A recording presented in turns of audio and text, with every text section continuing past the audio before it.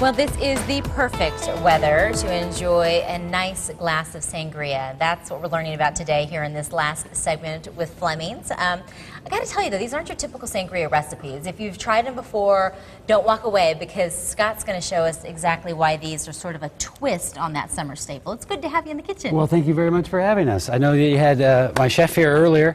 Unfortunately, I don't have his knife skills, so I brought the fruit whole. And so that we could see, you know, exactly what fruit we're doing. We have the oranges, we have the lemons, and then also the peaches, and then the honeydew. Okay, and then so we've got two different sangrias that we're going to talk about a little bit. All right. Now, both of the sangrias are using a lot of the same ingredients. However, to twist one up, one with the white wine is going to use the honeydew, and we have the Terra Nova, which is a Sauvignon Blanc from Chile. So we're just going to kind of blend these together for you real quick. We use the triple sec, which is about 1/4 ounce. Now, what is the twist on this? Because when we think, I mean, when you think of a sangria, you just kind of think fruity wine.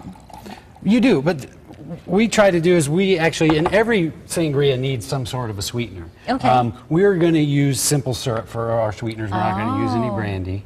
A lot of times brandy's used, and then people usually put some kind of carbonation in as well. Sprite's a good one that they use, or, you know, just club soda or whatever. Soda water. Yes, definitely. But we're staying away from doing the bubbles with them there. Sorry, and there's a Sailor Jerry. That's actually 1 ounce there. And then when we weren't looking, I put the triple sec in. But this is the Terra Nova Sauvignon Blanc. This is actually from Chile. Okay. So this one is used here. Is that kind of a fruity flavor, or is it a little drier? It is a fruity flavor, but being a Sauvignon Blanc, it is kind of a little bit dry as well. Okay. So, and then we put our fruit in there.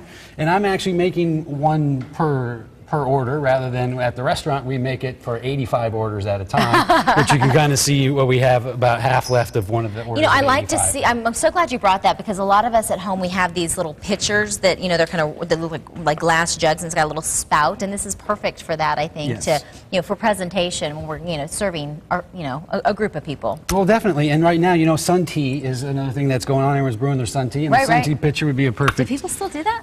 I think so. I know my wife did the other day. Oh, did she? She did. She didn't invite me over for the sweet tea. No, unfortunately. I saw a recipe the other day on Pinterest. I don't know if you know what Pinterest is. I do not. Okay, I'll get you all caught up to speed. But it's this place that has lots of different recipes and ideas, and it talked about using simple syrup that you mentioned in your sweet tea. Oh, okay. To really give it kind of like that southern sweet tea. So now we've just barely kind of mixed those liquors. We shook them up, and there's ice in the strainer, and then we're actually going to add the fruit is in there muddled, and then we're actually adding the fruit to the glass, whereas... Oh, I was going to say, so you had already muddled it at the bottom. I did. Okay. I muddled it at the bottom, and then so what we have, this fruit jar here is basically what I have in here. Okay. But then this is muddled and smashed, and then we also add the fruit right away to our sangria as well. All right. And then the other sangria, which is actually going to use the Red Diamond Merlot. So this will be a darker sangria, which is typically what people are more used to seeing, is a darker colored sangria. So again, the same ingredients here, but we're not adding the honeydew to this one.